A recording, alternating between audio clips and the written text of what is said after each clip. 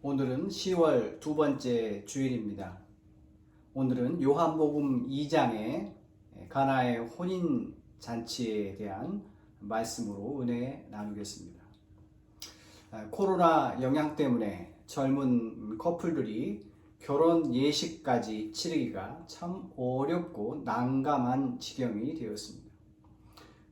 결혼이 무엇입니까? 결혼은 일생일대의 가장 중요한 사건 중에 하나입니다. 유태인의 탈무드의 한 내용을 소개드립니다.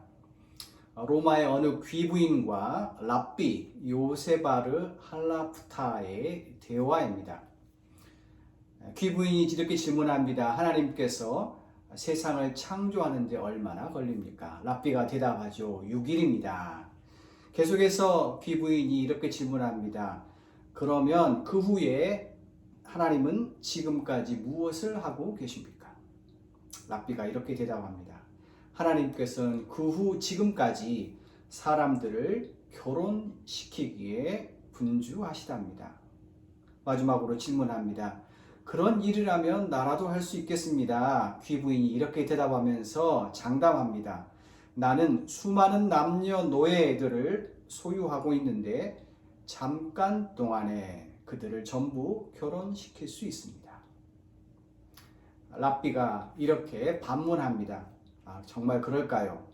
당신의 눈엔 그 일이 쉬워 보여도 하나님에겐 어떤 결혼이든 간에 그 일이 홍해를 가르는 일만큼이나 힘이 드신답니다.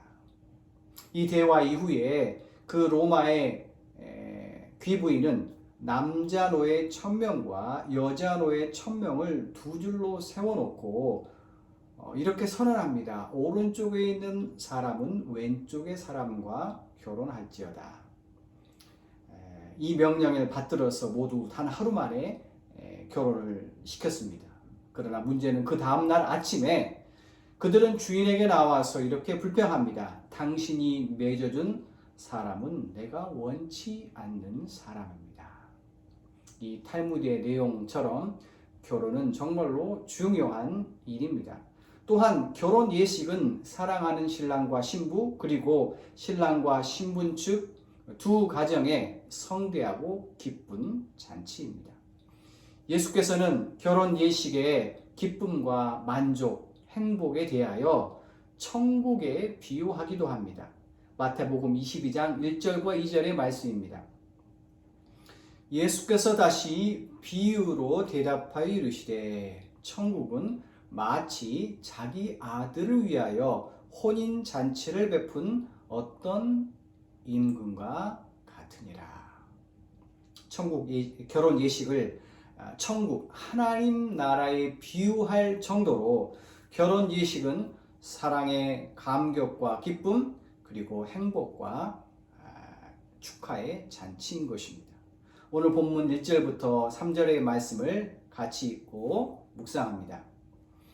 사흘째 되던 날 갈릴리 가나에 혼례가 있어 예수의 어머니도 거기 계시고 예수와 그 제자들도 혼례의 청함을 받았더니 포도주가 떨어진지라.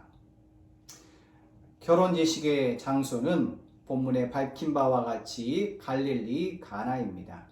이곳은 갈릴리 호수 근처 높은 지대 고지 마을로서 나사렛 북동쪽 10km 지점에 위치하였습니다. 뿐만 아니라 예수님의 제자인 나다나엘 그의 고향이기도 합니다. 그래서 우리가 함께 읽고 있는 책이죠. 엔도 슈샤코의 예수의 생애에서 저자는 가나의 혼인 예식을 나다나엘의 친척 결혼으로 추정하고 있습니다. 자, 결혼 예식에 누가 참가합니까? 예수와 그 제자 그리고 예수의 어머니 성모 마리아가 참석했습니다. 유태인의 결혼 예식은 보통 이렇게 진행됩니다.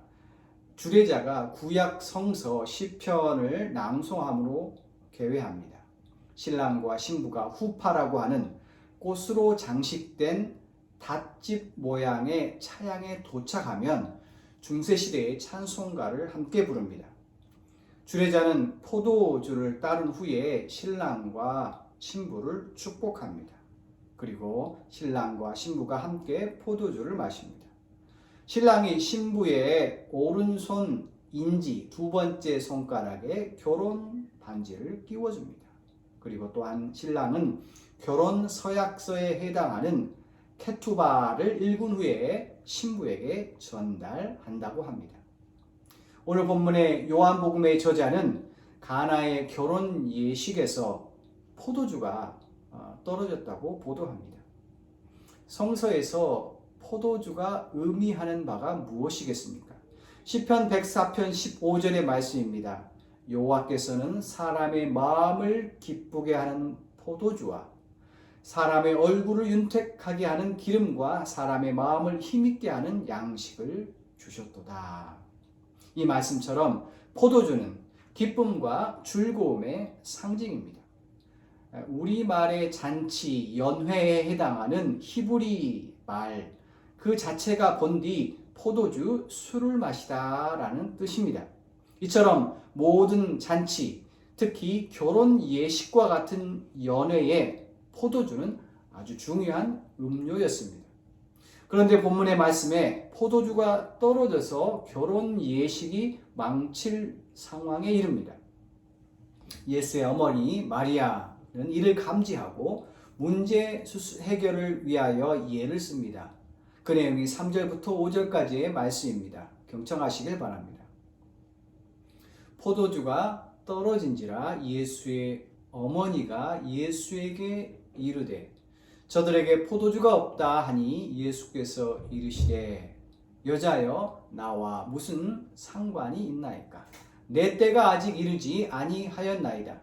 그의 어머니가 하인들에게 이르되 너희에게 무슨 말씀을 하시든지 그대로 하라 하니라.